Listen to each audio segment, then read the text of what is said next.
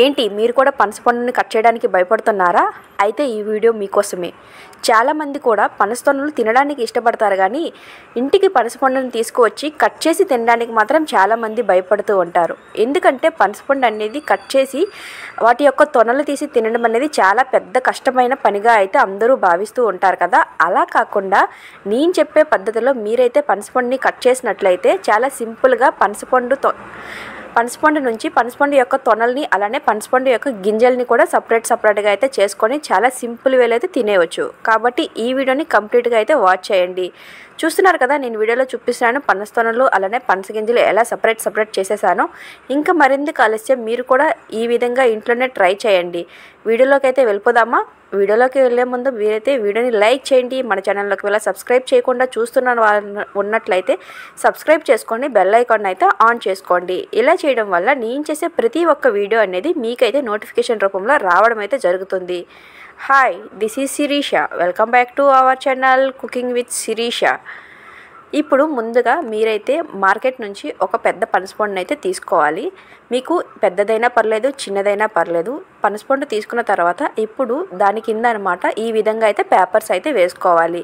మీరు పేపర్ కాకుండా క్లాత్ వేసుకున్నా పర్లేదు. పేపర్స్ ఏంటంటే అది పాలు పడినా లేదంటే బంక పడినా ఆటోమేటిక్గా పేపర్స్ అనేవి జల్లేయడానికి ఈజీగా అయితే ఉంటుంది. కాబట్టి నేను చెప్పేటట్టు ఫాలో అయిపోండి. ఇప్పుడు ఇలా పేపర్ పెట్టిన తర్వాత ఒక గిన్నెలో కొంచెం ఆయిల్ని అయితే తీసుకొని ఆయిల్ అనేది చేతులకు అనమాట ఈ విధంగా అయితే రాసుకోవాలి. ఫుల్గా అయితే ఆయిల్ అనేది రాసుకుంటూ ఉండాలండి. అప్పుడే మన చేతికి బంక అనేది అంటకుండా చేతులు అనేవి ఫ్రెష్గా అయితే ఉంటాయి. చూస్తున్నారు కదా, ఇప్పుడు ఈ విధంగా అయితే మధ్య నుంచి అయితే పనసపండుని అయితే కట్ చేసుకోవాలి. మీ దగ్గర షార్ప్గా ఉండే కత్తులతో అయితే కట్ చేసుకోండి. చాలా సింపుల్గా అయితే అయిపోతుంది.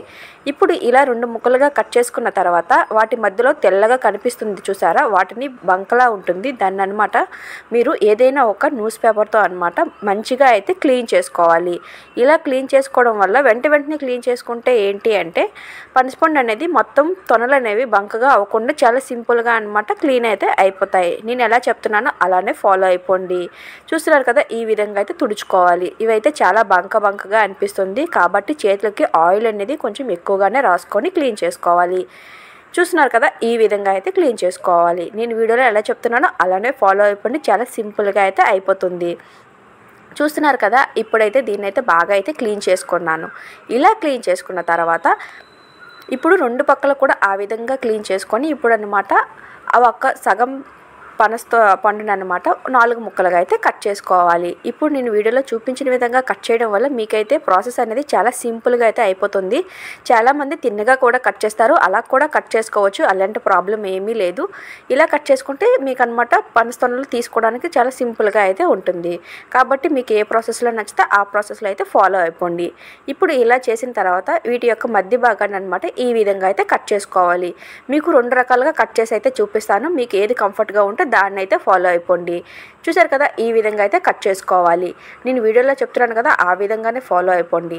చూసారు కదా, ఇప్పుడు దీన్ని అయితే మధ్య భాగాన్ని అయితే తీసేసాను. ఇప్పుడు తీసిన తర్వాత వీటి యొక్క చివరి భాగాన్ని అనమాట కత్తితో అనమాట కొంచెం కట్ చేసుకొని నేను వీడియోలో చూపించిన విధంగా చేస్తే పనస తొనలు చాలా సింపుల్గా అయితే తీసుకోవచ్చు.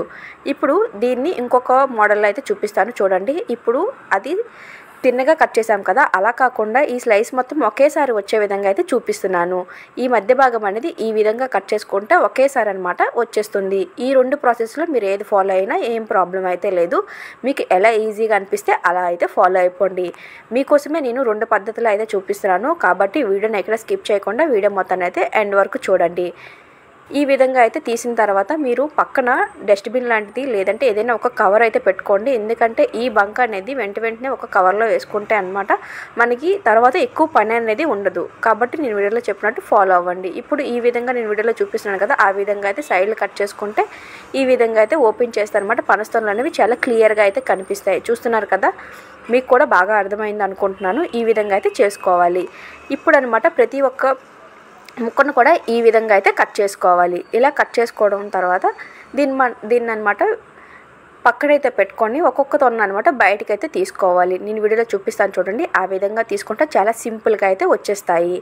ఇలా తీసిన తర్వాత వీటిని అనమాట ఏదైనా ఒక పాత్ర అయితే తీసుకోండి. మీరు పనస తొనలు ఎందులో సరిపోతాయి అనుకుంటారో అంత పెద్ద పాత్రని అయితే తీసుకొని వాటిని అనమాట ఒక్కొక్కటిగా అయితే యాడ్ చేసుకోవాలి. కానీ మీరు మధ్యలో ఎక్కడ మర్చిపోకుండా చేతులకు మాత్రం మంచిగా ఆయిల్ అయితే రాసుకోవాలి. చేతులకి రాసుకోవాలి, మీరు వాడుతున్న కత్తికి కూడా ఆయిల్ అనేది మంచిగా అయితే రాసుకోవాలి. చూస్తున్నారు కదా, ఈ విధంగా అయితే ఒక్కొక్క తొనను అయితే తీసైతే ఒక బౌల్లో కానీ మీ దగ్గర ఉన్న ప్లేట్లో అయితే యాడ్ చేసుకోవాలి. ఇలా యాడ్ చేసుకున్న తర్వాత వీటన్నిటిని అయితే ఒక దగ్గర పెట్టుకోండి. చూస్తున్నారు కదా, నేనైతే చెప్పిన విధంగా మీరు ఫాలో అయ్యారనుకోండి, చాలా సింపుల్గా మీరే సొంతంగా అయితే ఈ పనసపండు అనమాట కటింగ్ చేసుకోవచ్చు, నేను చెప్పే విధంగా ఫాలో అయితే. ఇప్పుడు మేమైతే డైరెక్ట్గా తినడానికి పనస గింజలతో తినకుండా సపరేట్ ఎలా చేయాలో చూపించబోతున్నాను. కాబట్టి వీడియోని ఇంకా కంప్లీట్గా అయితే చూడండి.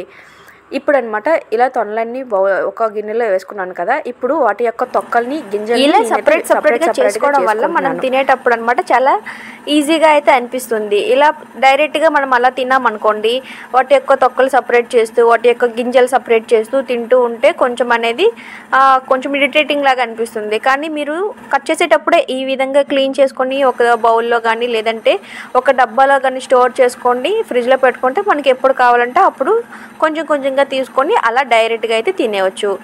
నేను మీ అందరి కోసం చాలా సింపుల్ వేలో అయితే ఈ ప్రాసెస్ని అయితే చెప్పాను. మీరు కూడా ఇలానే చేస్తారా, లేకపోతే ఇప్పటి వరకు మీరు ఎప్పుడైనా పనసపండుని కట్ చేస్తారా లేదా కూడా కామెంట్ సెక్షన్లో అయితే కామెంట్ చేయండి. చూస్తున్నారు కదా, ఈ విధంగా అయితే నేను పనసపండు యొక్క తొనలు అనమాట ఈ విధంగా అన్నింటినీ కూడా తీసేసి సపరేట్గా తొనలు ఒక దగ్గర, గింజలు ఒక బౌల్లో అయితే యాడ్ చేసుకున్నాను. ఈ గింజలు అనేవి పడేయకుండా దాంతో ఒక రెసిపీని కూడా తయారు చేశానండి. ఆ రెసిపీ కింద రిలేటెడ్ వీడియోలో అయితే మెన్షన్ చేస్తాను, తప్పకుండా చూసి మీరు కూడా ఇంట్లో ఒకసారి పనసపండు తీసుకొస్తే ట్రై చేయండి. చూసారు కదా, నాకైతే 200 పనసపండు రేట్ అనేది పడింది. ఇంత పనస తొనలు అలానే ఇన్ని పనస గింజలు అయితే వచ్చాయి. ఈ పనసపండు అనేది 200కి వర్తా కాదా, మీరైతే కామెంట్ సెక్షన్లో అయితే కామెంట్ చేసేయండి. మీరు ఈ సంవత్సరం ఇంటికి పనసపండు తెచ్చారా లేదా కూడా కామెంట్ సెక్షన్లో అయితే మెన్షన్ చేయండి. ఈ వీడియో మీ అందరికీ నచ్చిందనే అనుకుంటున్నాను. వీడియో నచ్చితే మాత్రం లైక్ చేయండి, షేర్ చేయండి, మన ఛానల్ అయితే సబ్స్క్రైబ్ చేసుకోవడం మాత్రం మర్చిపోకండి. ఇలాంటి మరెన్నో వీడియోస్తో మళ్ళీ కలుద్దాం. Until then bye bye.